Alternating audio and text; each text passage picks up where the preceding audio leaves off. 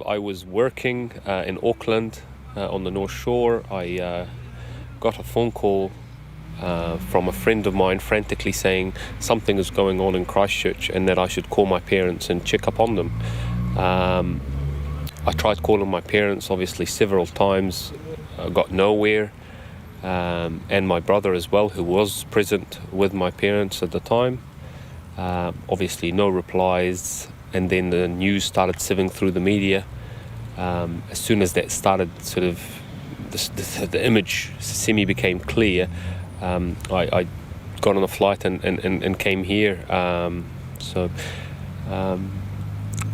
Obviously once I landed here and I got picked up by my friends, it started becoming a lot clearer the seriousness and the extent of the massacre that took place yesterday, and that certainly affected everybody from the community and in Christchurch as a whole.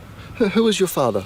My father is Sheikh Ibrahim Abdelhalim. He is the imam, or the leader basically of the Linwood Mosque, and at the time he was leading the prayer, for Jum'ah prayer at Linwood Mosque. In the back of Linwood Mosque was my brother, and in the women's section was my mother. What condition are your parents and brother in? My dad was fine, he was unhurt, and so is my brother.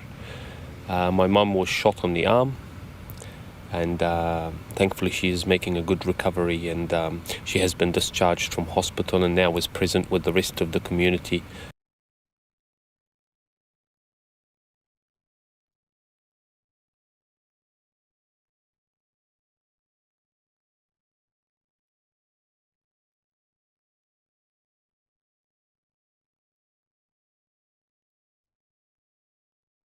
And just quickly, what's happening at the Hagley College behind us? They were debriefing people and just keeping them updated and informed about the situation at the moment and what the next steps are. Of course, have the ID process happen as soon as possible for those that are still present in both mosques, so that they can be laid to rest, and of course the family can start their grieving process.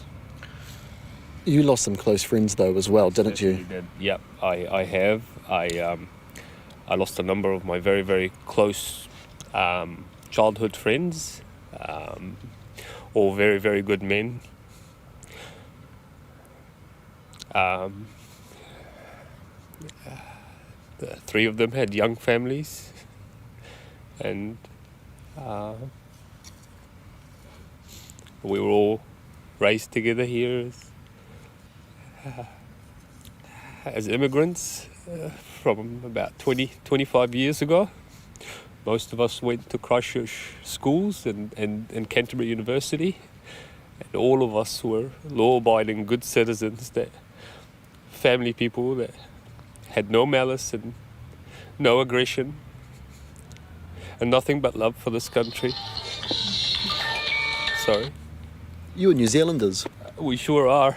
You are New Zealanders. Of course we are, and we're proud of it, and we've shown a great deal of support by everybody here, and it's been really good.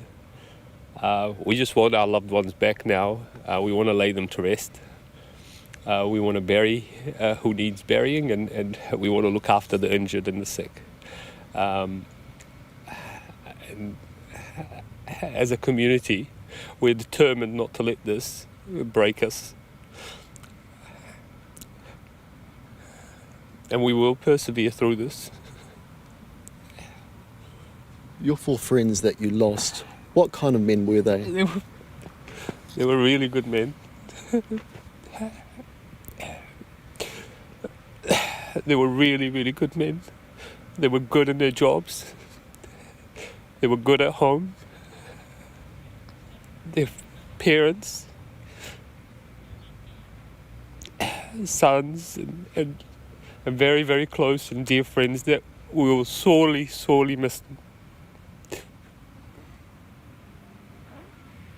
And words just cannot explain how much we wish this never took place. No one had any idea that this could take place, especially in a country like New Zealand. Well, you know, we all think we're in heaven here. We're far away from the dramas. We're far away from the conflicts and the wars. But it's come to our doorstep. And when people were praying, they weren't expecting it. These are strong men that would have protected themselves and their families, but they had their backs turned, praying.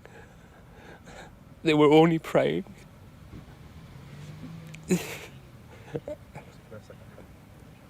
When you think of the men who did this, who fired those weapons... Cowards. Cowards.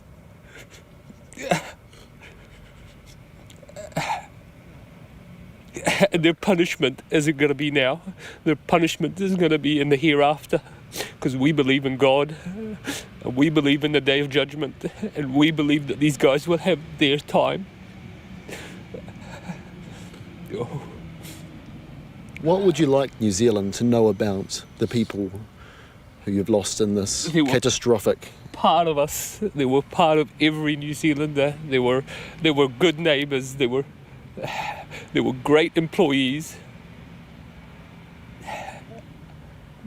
There was business owners. There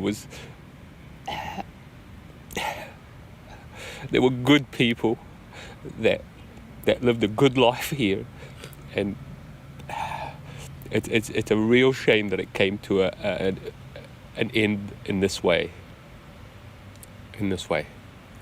What's the process from here?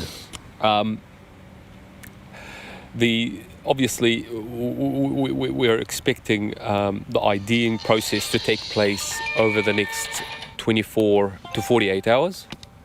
And the New Zealand police and the New Zealand government has been very forthcoming with their answers and their expectations as to when this will happen, and they have been very good about it. And once the ID process has happened and we can identify the dead, they need to be obviously buried in the Islamic way, which doesn't really differ much in any other way. They just need to be prepped and buried accordingly.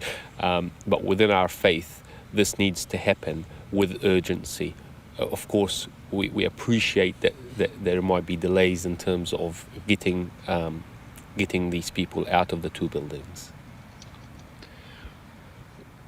How can New Zealand help you right now? What do you need most? Pray for these people and their families.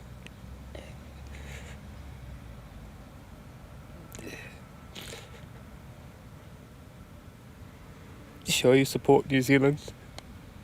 These were all your people. Stand behind their families. Stand together. Let this not divide us. Let's not let this cause rifts or cracks in our communities. We're all one. We've never been treated differently, and we don't expect to be, and neither would we. So support, and ask about your fellow citizen and your neighbour. Just ask. Yeah.